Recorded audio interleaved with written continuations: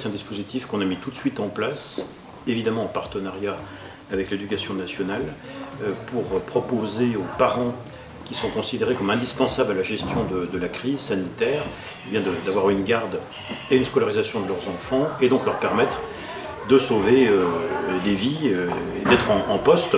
Donc c'est à la fois des praticiens hospitaliers, des pharmaciens, des responsables de laboratoire, enfin toutes les professions ayant trait à la filière sanitaire. La volonté politique a été de mobiliser l'équipe pour assurer un service minimum d'accueil supplémentaire à celui assuré par l'Éducation nationale, c'est-à-dire le matin dès 7h30 et le soir jusqu'à 18h30.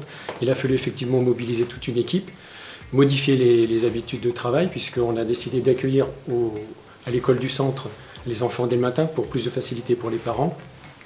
Il a fallu mobiliser toute une équipe aussi, donc 2 sont d'animation et 2 d'astreinte, au cas où il arrivait quelque chose au niveau des animateurs.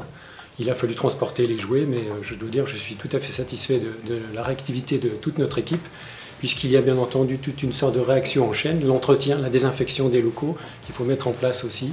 Donc là-dessus, on a pu compter sur le service de Dominique Guignon qui a réagi avec beaucoup de réactivité. On effectue une désinfection minutieuse. Du produit a été acheté exprès. C'est du produit désinfectant, bactéricide, fongicide et virucide. Donc il est passé sur toutes les tables, le dessous des tables, les chaises, tous les points de contact qu'un enfant peut avoir avec, dans son milieu scolaire.